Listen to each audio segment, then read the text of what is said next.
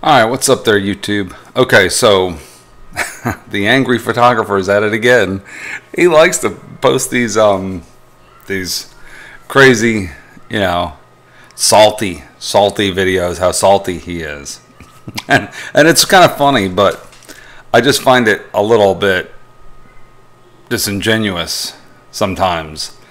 That he's very upset, not very upset, but just irritated, and always makes this claim that these YouTubers are, being carted off and given all these benefits so that they talk positive about the cameras. And that's true. They probably do, might skew their opinion a little bit of a camera because they were wined and dined. And like Nikon recently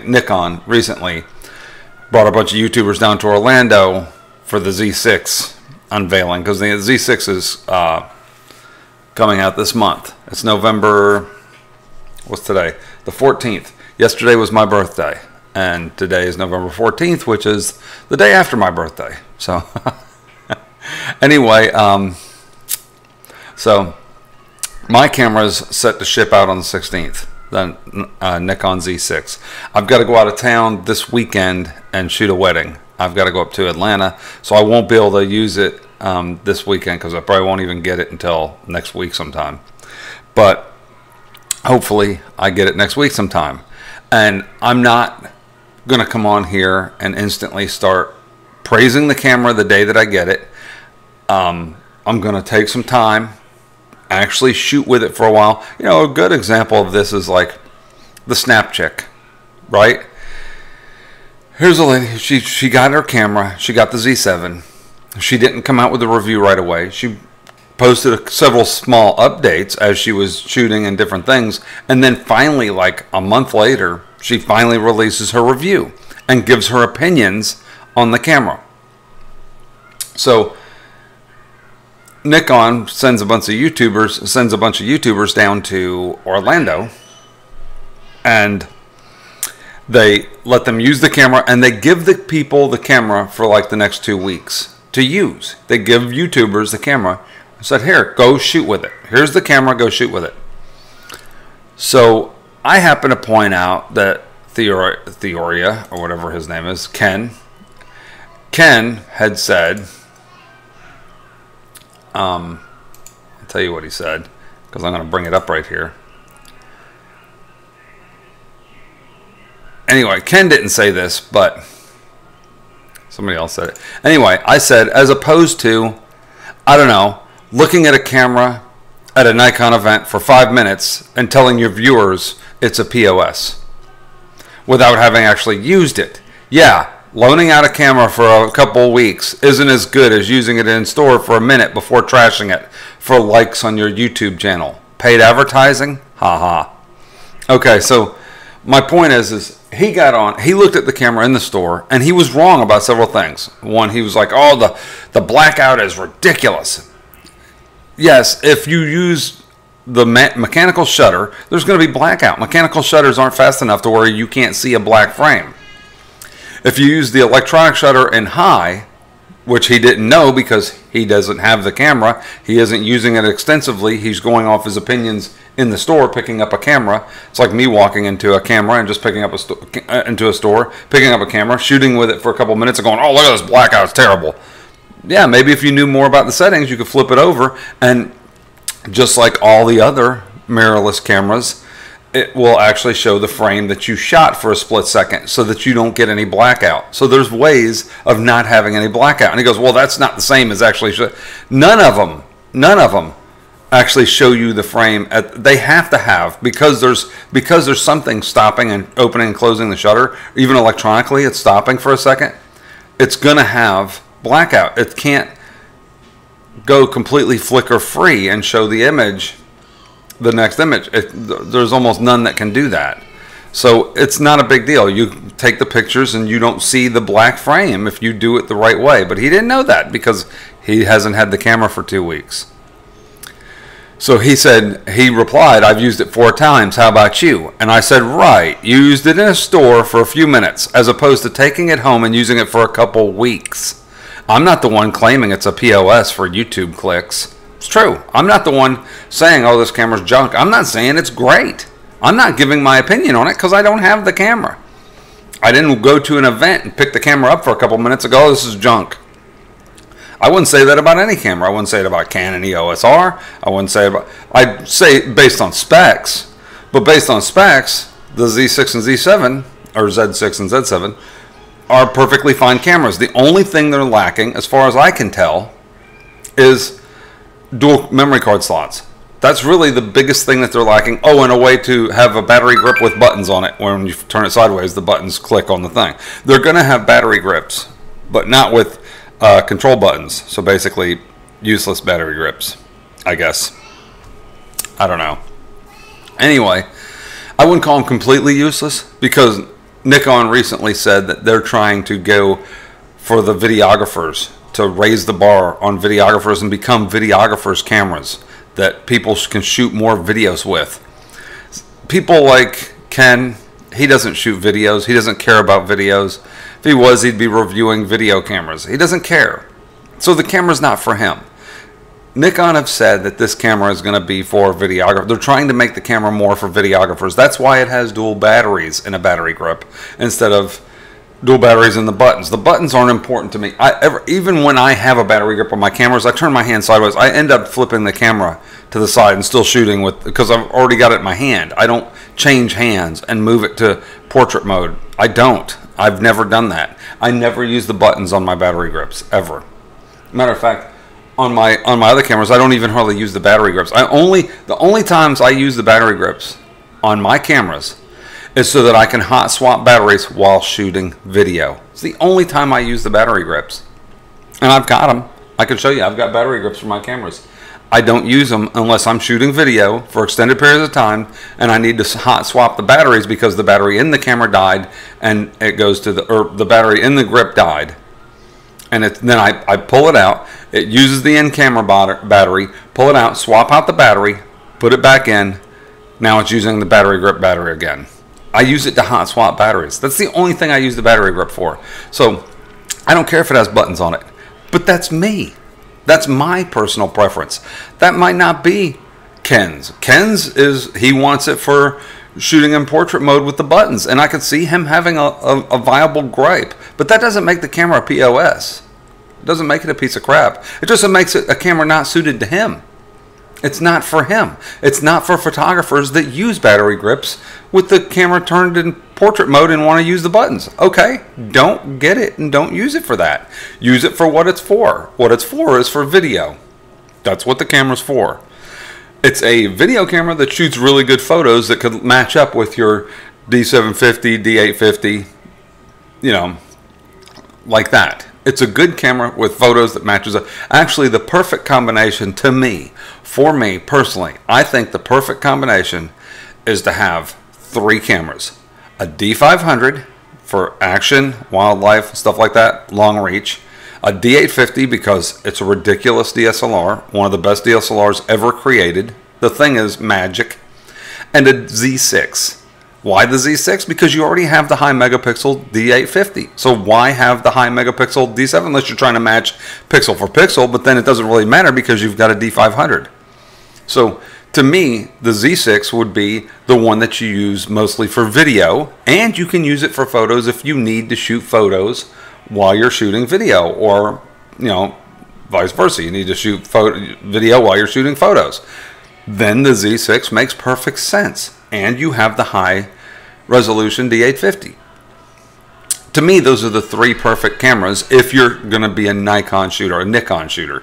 If you're going to be a Nikon wedding and event shooter, those are the 3 perfect cameras. You got 2 cameras with card backup. You got a Z6 that has Wi-Fi backup to a laptop. By the way, there's a video from Ando Riki or something. I forget I got to look up his name. I'm sorry, I didn't mean to butcher it like that. But there's a guy that got the cameras from Nikon. He works for Nikon or something, but he posted a video about how you can connect the Z6 and Z7, Z6 and Z7 for those of us in other countries, directly through Wi-Fi to a laptop and use the app on not SnapBridge, but you log into an app on the laptop and it will transfer the raw files over the Wi-Fi. That's fantastic. So it might be a little slower, but it's a Wi-Fi. It's a laptop. You can leave it plugged in. Put the battery grip on the camera, plug in the laptop, hook up the Wi-Fi, boom. Now every time you're taking pictures, and I asked them a question, does it transfer faster to transfer full res JPEGs? Because in a lot of cases, for me, I would shoot RAW and JPEG and have the JPEGs get transferred over to the laptop as a backup means. So there's your backup, right? So you don't need 2 slots. As a matter of fact, I think pretty soon you're going to see cameras with no slots. It's going to have memory built in and a Wi-Fi backup. And it'll be on the cloud or on a laptop or on a local device that you can wirelessly connect, especially when 5G comes out, stuff like this, or whatever the next technologies of wireless transfer are. Once it gets fast enough, it's going to just transfer wirelessly over to your laptop or your tablet or your foldable Samsung smartphone that you can flip out like a tablet and look at the pictures.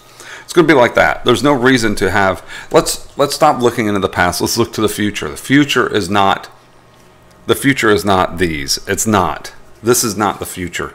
These are almost obsolete already.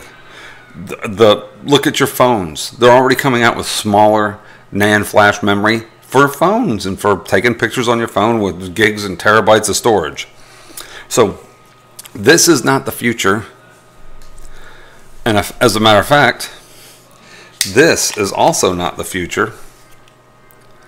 The XQD card that I got for my Z6, this is not the future, because this is also, but let's be honest, which one looks more robust? This one's metal, this one's completely plastic. This one's thick and hardy and like a Nintendo cartridge or something that you can't frickin', it's made kid safe, man. You can't tear this thing up. It's heat, water resistant, all this other stuff. You can't get to the pins. The pins are inside the little thing. You're not going to rub the pins and mess them up. I've had these little plastic pieces between break. I've had them break. I've got cards where they broke. They were broken. So, which one's more robust? This is more robust. There's no question. Nobody's questioning whether XQD is more robust. And they're going to also go directly to CFast. So I don't understand what, CFast Express. So I don't understand what the big hoopla is. Anyway, I just watched the thing and I heard him. He's back on there bashing again. These people. No, see, if you're the kind of YouTuber or person that, if you're the kind of YouTuber or person that gets flown out to some exotic location, they wine and dine you, and then you pick up the camera and you completely ignore everything negative about the camera because they treated you good, then yeah, that's, you're influenced by what they did. But if you're just a YouTuber that's interested in cameras and they fly you out there, you try it out, and they give it to you and let you take it home for 2 weeks, and you take it home and actually shoot with it for 2 weeks, and then post a review of what you think about it and how you feel about the camera and what the likes and dislikes for the camera, then I don't see that as a negative thing. You're just being an honest reviewer, and possibly it could have still influenced you, but maybe it didn't. What do you guys think?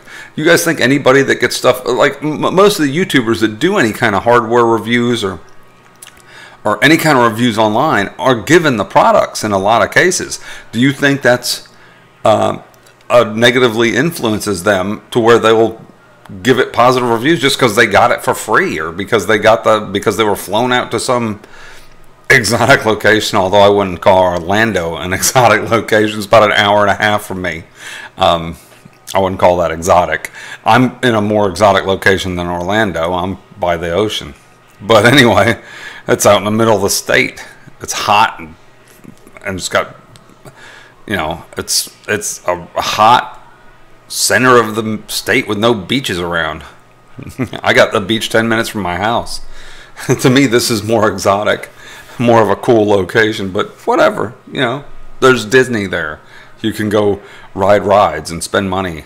Anyway, so tell me, comment below. Tell me, you guys, what you guys think. Do you think it's a bad thing to let the people take the cameras home for 2 weeks and actually use the cameras and see what they think and post their opinions? Or do you think it's that he's right and the camera's a piece of crap after testing it for a couple hours in the store and picking it up, clicking it, and going, oh, this thing's a piece of junk, and looking for negatives. Oh, look at this, you know, black frames between the shutter. I posted a video and showed exactly where he was wrong. It does in some circumstances, but all cameras do. You're talking about a guy who is just using a mirrored camera who thinks the DA50 is fantastic, and there's always a blackout on that because it's got a flippy shutter. The shutter flips up, the mirror flips up. There's always a blackout between frames on a DSLR. There's no way to not have blackout between frames on a DSLR. It's impossible. The mirror has to raise and lower between shots. It's even more of a blackout than on the Z7. Anyway, so I just thought it was funny, and I thought I'd come on here and post another video about, you know, what he did. You like my Christmas lights behind me? Put some Christmas lights up back there. Pretty cool looking, huh? Anyway, I'm out YouTube. Give me a shout below. Let me know what you think, and keep your eyes peeled because next weekend, probably this next week, I'm going to get the camera and I'm going to start shooting with the Z6, and I'll let you guys know what I think, what I actually think. Not because, see, there's another thing. He said, well, I buy my cameras and that way I'm not influenced. Really? I know people that will justify their purchases by saying how awesome something is because they purchased it. I think you're less biased if the company gives you a product to use for a couple weeks and you go home and actually start using it, and then you'll see the negatives. You don't have any skin in the game. You haven't forked out $3,000 for a camera. You're not. When they buy stuff, they like to justify their purchase. They like to come online and tell other people how awesome something is because they bought it. They don't want to feel like they bought something that's not very good. Unless it's really not very good and they're irritated. Then they come on and bash the heck out of it because this thing is slow or it doesn't work right or blah, blah, blah, and I had to send it back. They're mad about it, right? They're irritated. But in most circumstances, when people get on here and they praise something that they purchased, a lot of times it's because, I'd say in most circumstances, but in a lot of circumstances, when they purchase something, they feel like, you know, they gotta talk great about it because they bought it. They obviously know what to buy and they're buying the right thing for them. So this is a perfect tool for them and they bought the perfect tool, and that's, you know, if you don't believe them, you're nuts. So I bought it and I don't know if it's the perfect tool yet. I haven't used it enough yet. I haven't used it at all. So when I use it for a while, I'll let you know. And if I don't like it, I'll return it. I'll buy something else. I'll buy another DA50. I'll buy a D500 and have that because I don't have a D500. I'll buy one of those. There's a deal on them. It's a shame. It's the there's a Black Friday deal on D500s right now. Let me think. It's coming up on. It was posted. I'm gonna show you guys. I'm gonna let you guys know on Nikon Rumors. Nikon Rumors. There's a Black Friday deals just released. Where is it? There's a lens only rebate, free Nikon battery grip offer. So if you buy the D500 and you get the battery grip from Adorama, Black Friday deals you get for $1,700. You basically save $466, and it comes with a memory card, a 16 gig memory card, a bag, a memory card holder, some software like Video Studio and Aftershoot Pro, some Painter software and stuff, lens cleaning kit, and the battery grip. I mean, it comes with stuff, accessory bundle. You know, that's not bad. $1,700. We were paying $1,500 just for the camera not long ago. So that's a steal. That's a good deal. But what else do they have? There's several deals going on. There's a D500 with the battery grip and a 16 to 80 for $2,300. That's cheaper than the Z6 and the 24 to 70, and it comes with the 16 to 80, which is closer to 24 to 70. You know, it's on the crop sensor. It's higher. It comes with lens filters, the memory card. It comes with the same accessory bundle, and it's $2,300. You're saving $930 on it. That's a fantastic deal. Black Friday deals. The D750, if you're still interested in a D750, they got the D750 with the battery grip, an extra battery, Extreme SanDisk Extreme Pro 32 gig, a memory card reader, software, the bag, everything for $1,396. That's a phenomenal deal. That's a great camera. I know he likes to trash it. Other people like to trash it, but it's still a great camera. I shot one for years. It's a great camera. Anyway, the 810 is on sale with the battery grip. 810 is a fantastic camera. It's still a fantastic camera. It's $2,700. That's a professional, fantastic camera. It's 36 megapixels. Ridiculous. It's a great camera. Shoots fantastic photos. Anyway, comment below. Let me know what you think about this whole thing. You think he's just being salty for the sake of YouTube clicks? In a way, I think he is. I think he's a fan of Nikon. He's a fan of Nikon. I found out recently that it's actually pronounced Nikon, no matter what us Americans think. We had a little discussion about it, and in Japan, they pronounce it Nikon. Now, in Japan, when they have commercials in the United States, they pronounce it Nikon, because that's how we pronounce it. But they actually pronounce it Nikon. So from now on, I think I'm just going to pronounce it Nikon. Heck with everybody. I'm going to be like Europeans and call it Nikon. Anyway, I'm out. Take it easy, YouTube. See ya.